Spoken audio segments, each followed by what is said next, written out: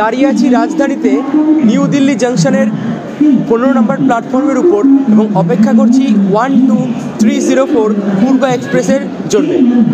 আজকের এই জার্নিটা হবে নিউ দিল্লি থেকে হাওড়া। তো এই জার্নি আমাদের 5:40 ট্রেন আসবে, তার জন্য আমরা অপেক্ষা করছি প্ল্যাটফর্মে দাঁড়িয়ে আর কিছুক্ষণের মধ্যেই। তো এই জার্নিতে আমি তোমাদের নিউ দিল্লি থেকে হাওড়া যাত্রাটা তোমাদের সঙ্গে শেয়ার করব, সমস্ত তথ্য তোমাদেরকে দেবো এই ট্রেন সম্পর্কে। তো চলো ভিডিওটা শুরু করা যাক।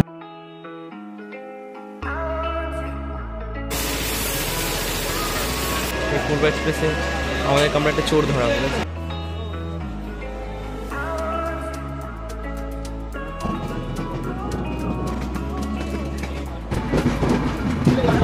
জার্নি শুরু করেছি হাওড়া থেকে, গিয়েছি কালকায়।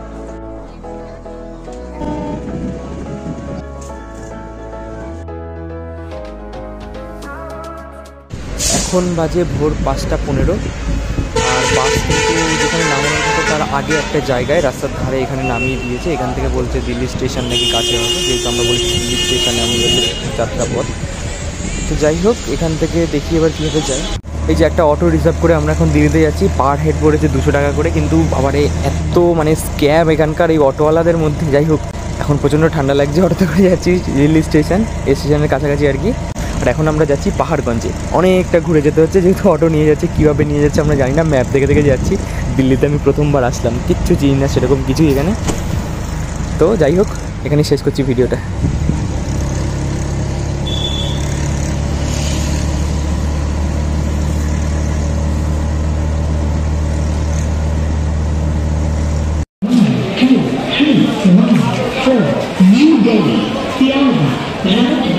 একেবারে ভোরবেলা দিল্লিতে নামলাম, 8:30 দিন ছিলাম IRCTC রিটায়ারিং রুমে।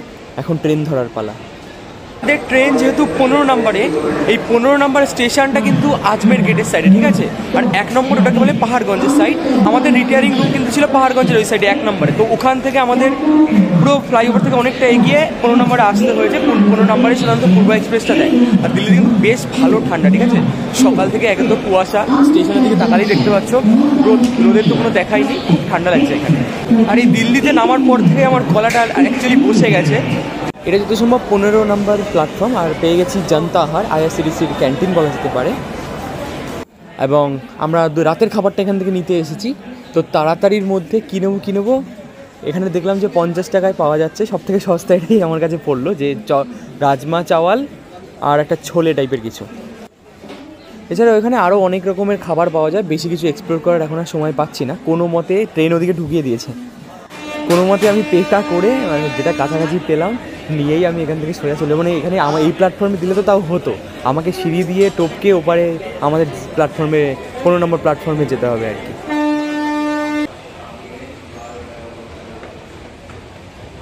ট্রেন যেহেতু ঢুকিয়ে দিয়েছে, তবুও যেহেতু স্লিপার আমাদের একটা ভয় থেকেই যায় যে অন্য কেউ যদি সিট এসে দখল করে নেয়, বা আমাদের যেখানে আপার কোচ ওগুলো যদি কেউ বুক করে নেয়, ট্রলি ফলি রাখার একটা ব্যাপার রয়েছে নিচে। তো তাড়াতাড়ি এগোচ্ছি আর কি। আর আমাদের কামরা আরও সামনে, তো দেখা যাক। বিকেলের টাইমে তো এমনিও প্ল্যাটফর্মে প্রচুর ভিড় রয়েছে, এই জায়গাটা তাও ফাঁকা। এই দেখো কটা বাজে, 5:08। টাইমটা জেনে রাখো যে 5:08-এর আগে কিন্তু পূর্ব এক্সপ্রেস 15 নম্বর প্ল্যাটফর্মে নিউ দিল্লি স্টেশনে দিয়ে দেয় ট্রেন। এই যে আমাদের S5 কামরা, এবং মোটামুটি সিট পেয়েই গেছি আমরা ঠিকঠাক, আমাদের যেহেতু টিকিট কনফার্ম ছিল। 5:25 বাজে আর মিনিট 15 বাকি যাত্রা শুরু করা। 5:44-এর ট্রেন দিল্লি থেকে রওনা হলো। কয়েকজনের কাছে উঠেই শুনলাম যে আগের দিনের পূর্ব এক্সপ্রেসটা নাকি অনেক দেরি করে ছেড়েছিল, তো আজকে মোটামুটি টাইমেই আছে। দেখো কী ট্রেন ঢুকছে, দিল্লির লোকাল ট্রেন। দিল্লি স্টেশনে এই ফার্স্ট লোকাল ট্রেন দেখলাম, আমার চোখে পড়লো যেটা। ট্রেন তো এমনি পরিষ্কার পরিচ্ছন্ন, এবং এই ট্রেন আমি শুনেছি যে ক্লিনিংও ব্যাপারটাও বেশ ভালো হয়, কিন্তু ট্রেনে উঠেই আমার সিট ছেঁড়া চোখে পড়লো। ট্রেনের ফল্ট একটা চোখে পড়লো যে আমাদের কামরায় সিট ছেঁড়া। বাজে সকাল 9:11 আর আমরা পৌঁছে গেছি বখতিয়ারপুর জাংশনে। এর আগের স্টেশন আমরা পাটনা ক্রস করে মোটামুটি বিহারে ঢুকে গেছি বলা যায়। এবার 1 নম্বর প্ল্যাটফর্মে ট্রেন এখানে দাঁড়ালো। এরপর ট্রেন এসে পৌঁছেছে মোকামা স্টেশনে, এবং এটা যেটা হচ্ছে আগের স্টেশন ছিল বখতিয়ারপুর সোনারপুর স্টেশন জাংশন, তারপরের স্টেশন হচ্ছে মোকামা। এটাও কিন্তু পাটনা জেলার মধ্যেই পড়ে, বিহারের পাটনা জেলা। এবং এখান থেকে গঙ্গা নদী খুব কাছে আমি শুনেছি। আর 8:20-তে তো ট্রেন পৌঁছানোর কথা, সেখানে পৌঁছলো 9:52-তে, এখন বাজে 9:52। राज्य रानी एक्सप्रेस जो सहरसा से चलकर पटना तक जाएगी, प्लेटफॉर्म संख्या 3 पर आ रही है।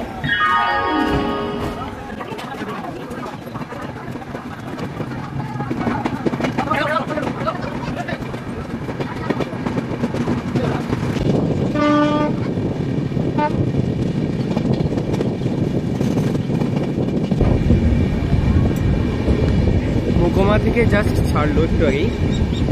তো দেখো এখন প্রায় 10টা বাজে, কিন্তু কুয়াশা কিন্তু এলাকা থেকে এখনো ছাড়ছে না।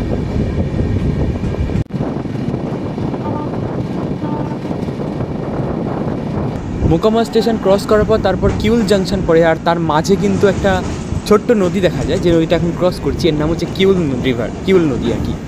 এবং যেটা দেখলাম, নদীর জল কিন্তু বেশ ভালোই পরিষ্কার, এবং এরপর থেকে কিন্তু প্রাকৃতিক দৃশ্য দারুণ। বিহারের খুব অসাধারণ সৌন্দর্য কিন্তু এই জায়গা থেকে, যে এরপর জামুই স্টেশন পড়বে, দারুণ এক প্রাকৃতিক দৃশ্য, গ্রাম্য বিহারের গ্রাম্য প্রাকৃতিক দৃশ্য কিন্তু চোখে পড়বে এই ট্রেন যাত্রায়।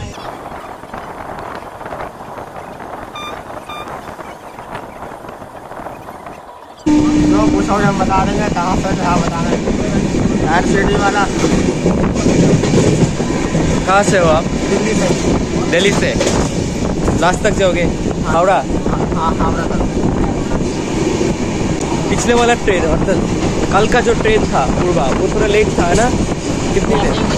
हाँ कुआसा था ना, कुआसा। हाँ हाँ हाँ, अभी पहुँचा है हावड़ा में, अभी पहुँचा, ये 1.5 घंटे लेट है।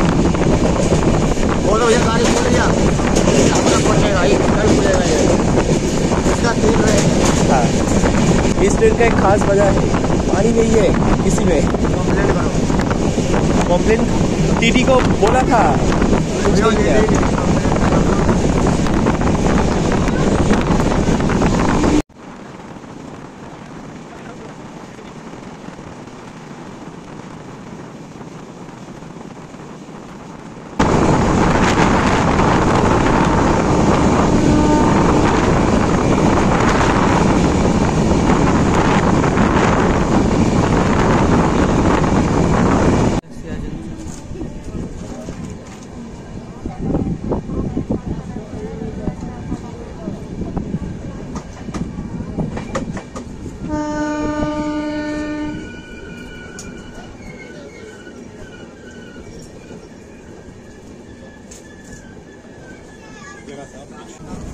বাজে 10:25, লাকেশ্বরাই জাংশনে 2 মিনিট দাঁড়িয়ে আবার ট্রেনটা ছেড়ে দিল। কিউল জাংশন ঢুকতে আর মাত্র কয়েক কিলোমিটার বাকি, 1 কিলোমিটার মতো বাকি আছে।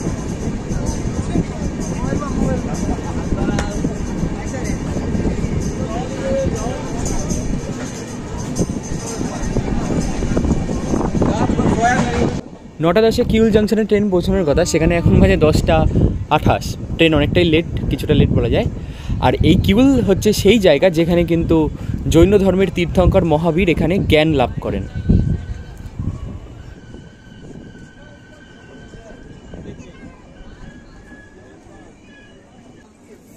আর এই স্টেশনে মোটামুটি হাওড়া, তারপর শিয়ালদা, রাঁচি, টাটানগর, মোটামুটি সব জায়গারই স্টেশন ট্রেন এখানে দাঁড়ায়। 1149 কিলোমিটার পাড়ি দিয়ে এরপর আমাদের ট্রেন চলে এসছে জামুই স্টেশনে।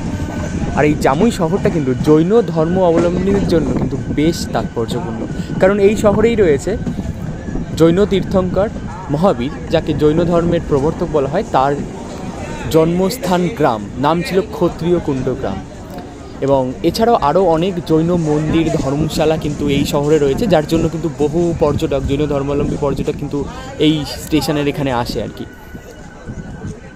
9:34-এ জামুই স্টেশনে পৌঁছানোর কথা, সেখানে এখন 10:51 বাজিয়ে দিয়েছে।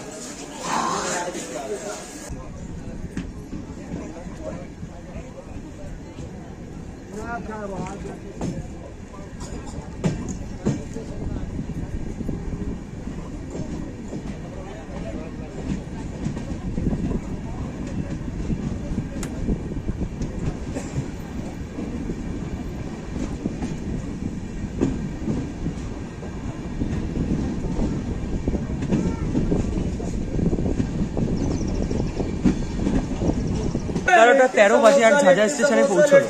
এখানে পৌঁছানোর কথা ছিল মোটামুটি 11:05 নাগাদ। তো বেশ অনেকটা টাইম কিন্তু কভার করে ফেলেছে, ঠিক আছে। ঠিক এর আগে স্টেশন ছিল জামুই, তো জামুই থেকে এই ঝাঝা আসতে ট্রেন দারুণ ট্রেন। তো এবার একটা আশা করা যায় ট্রেন টাইমে পৌঁছে যাবে।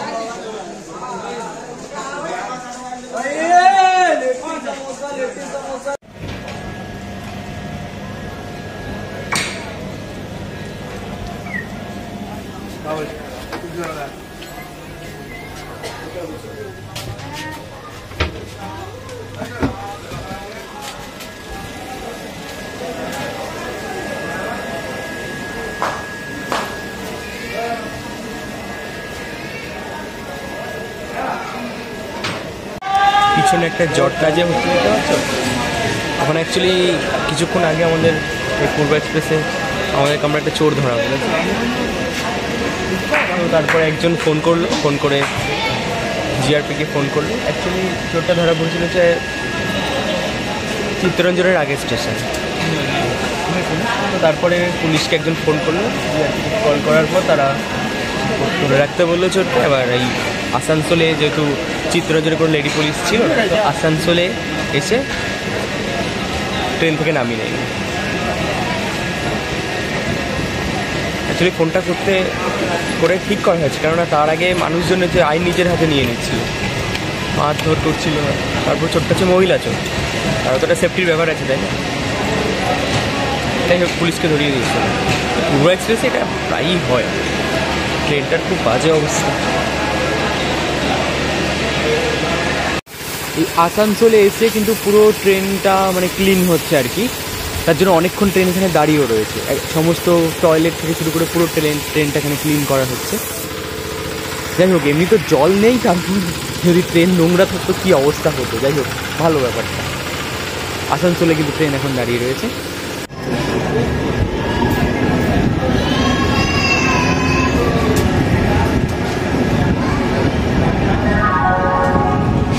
একটা 26-এ আসানসোল পৌঁছানোর কথা, সেখানে 1:40-42 নাগাদ পৌঁছে কিছুক্ষণ দাঁড়িয়ে ট্রেনটা আবার আসানসোল থেকে ছেড়ে দিল। আসানসোলের ট্রেনটা দাঁড়ায় কিন্তু ক্লিনিংয়ের জন্য।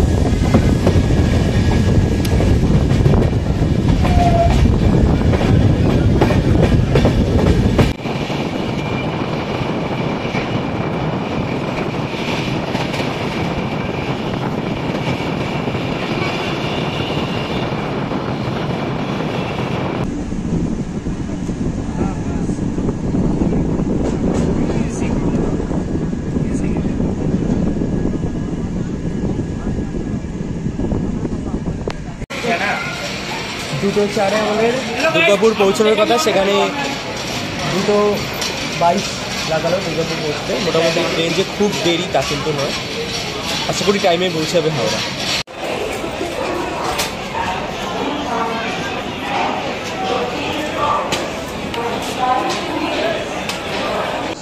ট্রেন এসে এখন দাঁড়িয়েছে বর্ধমান জাংশনে। 3:15 এখানে পৌঁছানোর কথা, সেখানে 3:05-এ গাড়ি ঢুকিয়ে দিয়েছে। তো বেশ আগেই বলা যায়। তো আশা করি এবার ট্রেন হাওড়া একদম টাইমেই পৌঁছাবে। বর্ধমানের পর ডিরেক্ট, আর মাঝখানে কোনো জাংশন বা স্টেশন নেই, ডাইরেক্ট হাওড়া।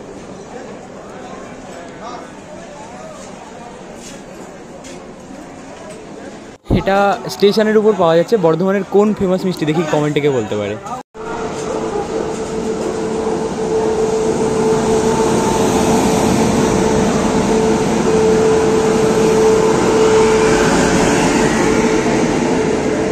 ক্রস করছে হাওড়া বিকানির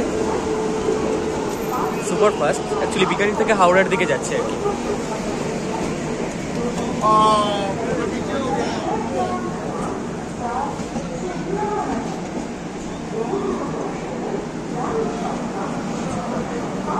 বর্ধমানে দাঁড়িয়ে আছে এখনো ট্রেনটা।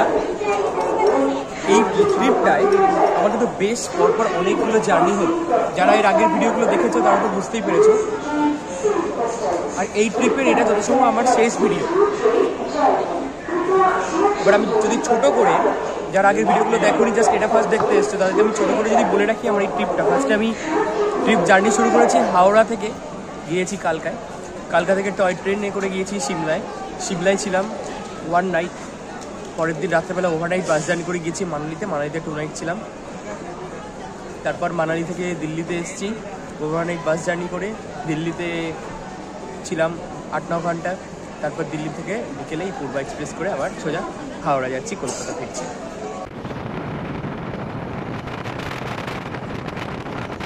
ফার্স্টবার ট্রেনের দরজাটা খুলে এই স্টেশনটা দেখে আমার সিমলা স্টেশনের কথা মনে পড়েছিল। ওখানেও এরকম সেম স্টেশন, পুরো ফাঁকা স্টেশন, পাশেই পাহাড়, ওপাশে ছোট একটা টিলা টাইপের রয়েছে।